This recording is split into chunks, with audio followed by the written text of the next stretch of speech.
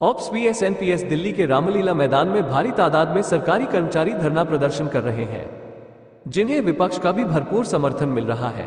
कर्मचारी आखिर पुरानी पेंशन योजना ऑप्स को लागू करने की मांग पर क्यों अड़े हैं? इस आर्टिकल में आज हम पुरानी और नई दोनों पेंशन योजनाओं के अंतर और फायदों की बात करेंगे। नई दिल्ली, ऑप्स वीएस एनपीएस। आने वाले दिनों में 5 राज्यों में विधानसभा चुनाव होने वाले हैं, वहीं अगले साल लोकसभा चुनाव भी है। इस चुनावी माहौल में देश और दिल्ली का सियासी पारा उबाल पर है, जहां एक और शराब घोटाले में संजय सिंह गिरफ्तारी का मुद्दा बनी हुई है। वहीं अब ओल्ड पेंशन योजना, ओल्ड पेंशन स्कीम को लागू करने की कवायद तेज हो गई है। दिल्ली के रामलीला मैदान में भारी तादाद में सरकारी कर्मचारी धरना प्रदर्शन कर रहे हैं, जिन्हें विपक्ष का भी भरपूर समर्थन मिल रहा है। ऐसे में ये सोचना जरूरी है कि कर्मचारी को आखिर नई पेंशन योजना, न्यू पेंशन स्कीम से क्या परेशानी है और वे पुरानी पेंशन योजना को लागू करने की मांग पर क्यों अड़े हैं। इस आर्टिकल में आज हम पुरानी और नई दोनों योजनाओं के अंतर और फायदों की बात करेंगे। दरअसल पुरानी पेंशन योजना 1 अप्रैल 2004 में बंद कर दी गई थी। इसकी जगह एक नई पेंशन योजना ने जगह ली, जिसे नेशनल पेंशन योजना भी कहा जाता है। इसे लेकर मौजूदा वक्त में सियासत तेज है। गौरतलब है, पेंशन कर्मचारी एक बड़ा वोट बैंक है और इन्हें साधने के लिए कई पार्टियां इनके समर्थन में उतरी हैं।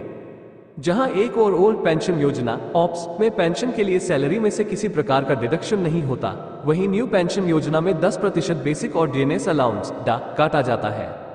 पुरानी पेंशन योजना ऑप्स में सरकारी खजाने से भुगतान किया जाता है, मगर नई पेंशन योजना शेयर मार्केट पर बेस्ड है। ओल्ड पेंशन योजना में जनरल प्रोविडेंट फंड जीपीएफ की सुविधा है, जबकि नई योजना में ये सुविधा नहीं जोड़ी गई। पुरानी पेंशन योजना में रिटायरमेंट के समय बेसिक सैलरी का 50% पेंशन के रूप में मिलता है, जबकि नेशनल पेंशन योजना में गारंटी तय नहीं है।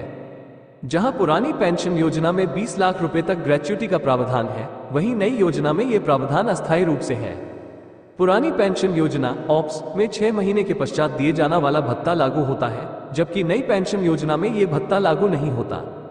पुरानी पेंशन योजना में सेवारत कर्मचारी की यदि मृत्यु हो जाती है, तब उक्त कर्मचारी के परिवार को पेंशन दी जाती है। इसके विपरीत नई योजना में सरकार पैसे जमा कर लेती है। भारतीय रिजर्व बैंक आरबीआई के मुताबिक पुरानी पेंशन योजना से सरकार का राजकीय कोष में प्रभावित हो रहा था। देश भर के 20 प्रदेशों से आए सरकारी कर्मचारी दिल्ली के रामलीला मैदान में आंदोलन कर रहे हैं। आप और कांग्रेस पार्टी भी उनका समर्थन कर रही है। सरकारी खजाने पर बोझ। पुरानी पेंशन स्कीम से सरकारी खजाने पर ज्यादा बोझ पड़ता है। पुरानी पेंशन योजना में कर्मचारी की सैलरी से कटौती नहीं होती और पूरा बोझ ट्रेजरी पर डाला जाता था। जाहिर है, सरकारी कर्मचारियों को पेंशन देने में राजकोष पर अधिक बोझ पड़ता होगा, जिस वजह से नई पेंशन योजना को लागू किया गया। राष्ट्रीय पेंशन योजना एनपीएस के फायदे। राष्ट्रीय पेंशन योजना पूरी तरह पारदर्शी है। इसके साथ ही ये लागत प्रभावी प्रणाली मानी जाती है, जिसमें पेंशन के अंशदान का इन्वेस्टमेंट पेंशन राशि योजनाओं में किया जाता है। कर्मचारी रोजाना निवेश का मूल्य जान सकते हैं। इसकी प्रक्रिया आसान है। इसमें कर्मचारियों को नोडल कार्यालय में खाता खोलना होता है, जिसके बाद उन्हें एक पीआरए लेना होता है। एनपीएस का उद्देश्य पेंशन के सुधारों को स्थापित करना और नागरिकों में सेवानिवृत्ति के लिए बचत की आदत को बढ़ावा देना है।